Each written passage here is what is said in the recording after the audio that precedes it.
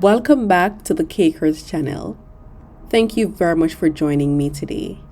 Today we're going to be decorating this beautiful Winxs themed birthday cake. It was for a 7th birthday celebration. Stay with me to the end to see how I achieved this look.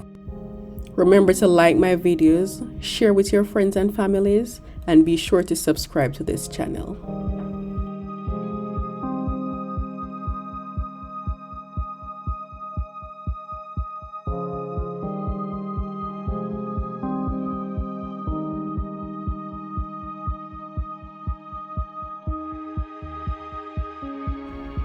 I am applying a small amount of buttercream to my cake board to help hold my cake in place.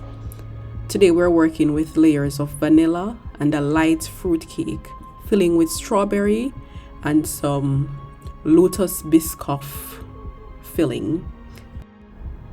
I decided to go with vanilla and then the fruit cake, because this is a kids party and the kids may not take liking to the flavor of the fruit. So just in case, they'll have enough vanilla to eat while the adults will have the fruit cake layer. I am doing a rough crumb coat as I'm stacking the cake. This is to prevent the soft filling from seeping out of the cake through the sides. So just applying some buttercream around the cake to help to keep the filling in. This is my biscoff sauce. It's like a spread, the biscoff spread. I just melted it in the microwave for about 15 seconds and then I crushed a few biscoff biscuits in the sauce to make it a bit crunchy.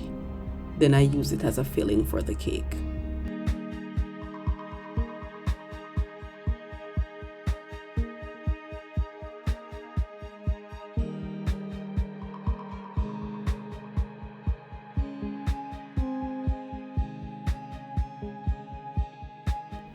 Cake is all stacked. I'm finishing my crumb coat and then I'll put it in the refrigerator to set for about 15 minutes. I applied a second coat of buttercream to the cake and now it's all ready to be covered in fondant.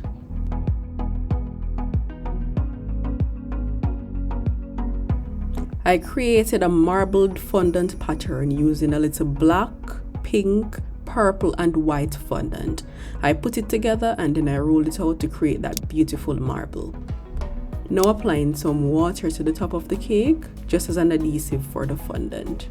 Chose my side that I want to be shown and then I applied it to the cake. Using my fondant smoother to get rid of any air that is trapped underneath the fondant.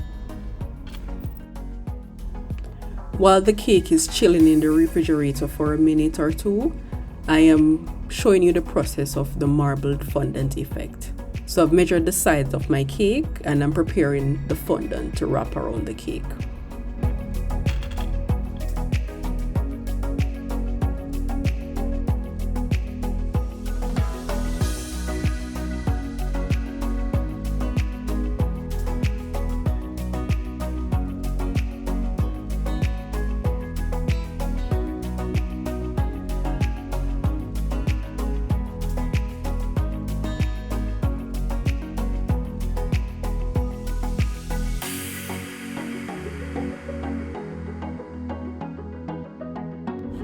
Look at how beautiful that marbled fondant is. I just cut a straight line at the bottom of the fondant so that when I'm wrapping it around the cake, the base of the fondant will be straight and flush to the cake board.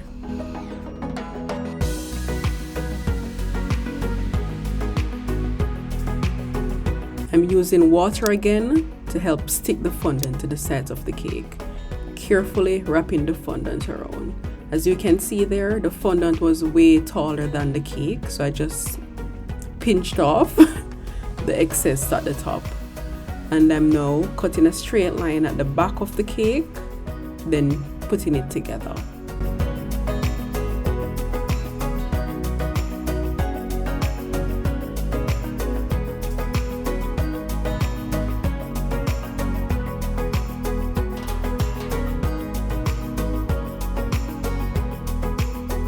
I am going around the cake a few times with my fondant smoother. This is just to help push out any air that is trapped between the buttercream and the fondant. If there are air pockets underneath, it will cause raised areas on the fondant and cause it to crack. That is what we don't want to happen.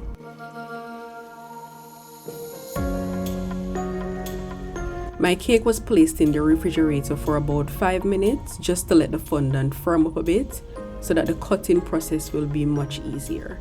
I'm going around it now with an X-Acto knife just to remove the excess fondant from the top of the cake and to create some fairly sharp edges. As you can see, the cake is not very level, so you have a bit of the top that is sloping down a bit, but that's okay. Once I add the finishing touches to it and put on a cake topper, it will seem flawless.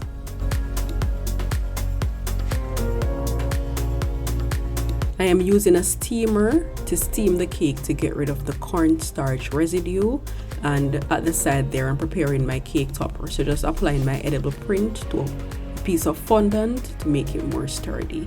And then the steaming caused the cake to be a bit sticky, so I just easily apply the edible print to the front of the cake. I am making a crown to sit on top of the cake. That's right, the princess deserves a crown. So this is the mold. I'm applying some Crisco shortening to the mold. This will help the fondant to be easily released from the mold. The little tips at the top of the mold, I'm just applying a different color fondant. So the little gems at the top of the crown will be in that beautiful purple lavender color, and the rest of the crown will be pink. I am using my fingers and pushing the fondant all the way into the mold. If the mold is not properly filled with the fondant, then you will not have all those beautiful impressions on your crown when you remove it from the mold.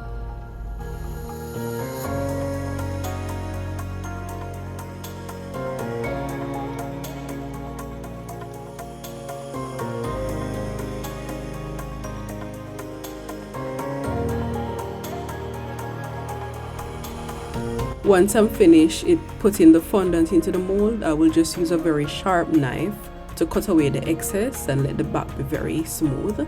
Then I'll pop it in the refrigerator for about 10 minutes. And this is me removing it from the mold. As you can see, some of the purple bits are not properly attached. However, I'll just use some water to secure them. This is the finished cake with a beautiful cake topper, the crown sitting on top, more edible prints, and I use some gum balls, chewing gums, yes, to just put around the base of the cake. I'm very happy, and the birthday girl was super excited when she saw it. Please remember to like, share, and subscribe. Also leave a comment in the comment section. Until next time, keep on baking.